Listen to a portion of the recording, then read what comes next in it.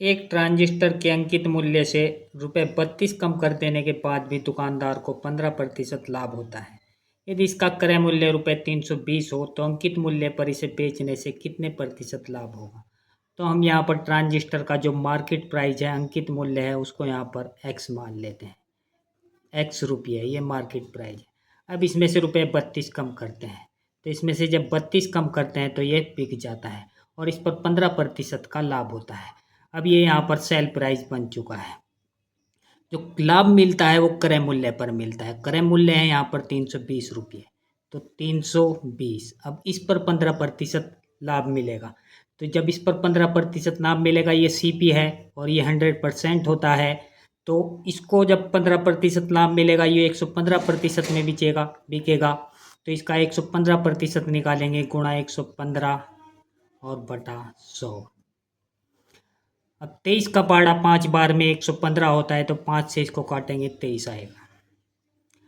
और दोनों ये यहाँ पर विक्रय मूल्य बन चुके हैं। ये भी विक्रय मूल्य बन चुका है, ये भी विक्रय मूल्य बन चुका है। तो अब यहाँ पर दोनों को बराबर कर देते हैं और 5 से इसको काटा, 23 आया, और 5 से इसको काटेंगे, 20 आएगा।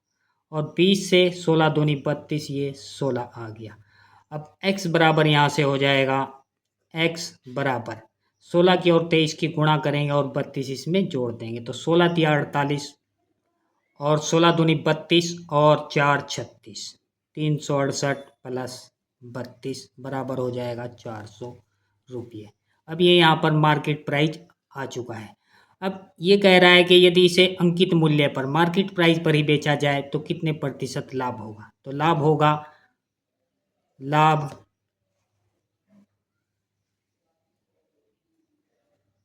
बराबर होगा मार्केट प्राइस में से जितने रुपए में बेच रहे हैं, ये विक्रय मूल्य बन चुका है, इसमें से अगर हम क्रय मूल्य जो 320 है वो माइनस करेंगे तो हमारा लाभ मिलेगा। लाभ हो जाएगा, इसमें से इसको माइनस करेंगे, ₹80। अब इसको प्रतिशत में बताना है, तो लाभ प्रतिशत हो जाएगा, लाभ प्रतिशत बराबर होगा ₹80 का लाभ हो रहा है, क्रय मूल्य है 320 और गुणा में 100%। तो 80 से इसको काटेंगे 4 बार, 8 चौक 32, और 4 से इसको काटेंगे तो 25 आएगा। तो 25% यहाँ पर लाभ मिलेगा और 25% ऑप्शन सी यहाँ पर राइट आंसर होगा। अब नेक्स्ट क्वेश्चन। एक कंपनी 3 प्रकार के क्रमवार बट्टे पेश करती है। फर्स्ट है 25% तथा 15%, सेकंड है 30% तथा 10%, और थर्ड है 35% तथा 5%। किसी ग्राहक के लिए सबसे अच्छा प्रस्ताव कौन सा है। अब कंपनी 3 प्रकार की छूट देती है, बट्टा मतलब डिस्काउंट छूट। तीनों छूट यहाँ पर बराबर है, 25 और 15 40, 30 और 10 40, 35 और 5 40। तो ग्राहक को कौन सी छूट लेनी चाहिए जिससे उसको कम से कम रुपया देना पड़े। तो हम यहाँ पर इनको निकाल के देखते हैं।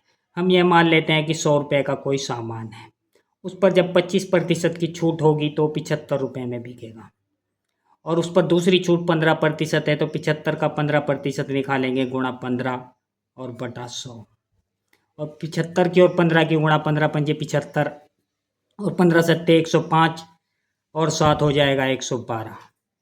तो पॉइंट आएगा यहाँ पर 11.25, तो बटा में 100 है, तो 11.25 75 में से माइनस करेंगे तो आएगा 75 में से जब 11 माइनस करेंगे तो आ गया 64, और 64 में से 0.5 करेंगे, 0.25 माइनस करेंगे तो ₹63.75।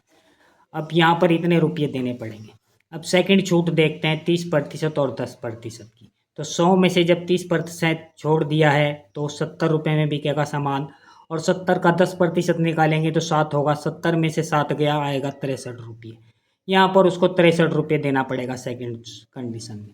और थर्ड छूट है 35% और 5%। 100 में से 35% जब छोड़ देगा तो हो जाएगा 65 का सामान, और 65 पर फिर दूसरी छूट 5% की होगी, तो 65 का 5% निकालेंगे, 65 गुणा 5 और बटा 100। तो 65 की 5 की गुणा पंजे पंजे 25 और 5 छंग 30 और 2 32।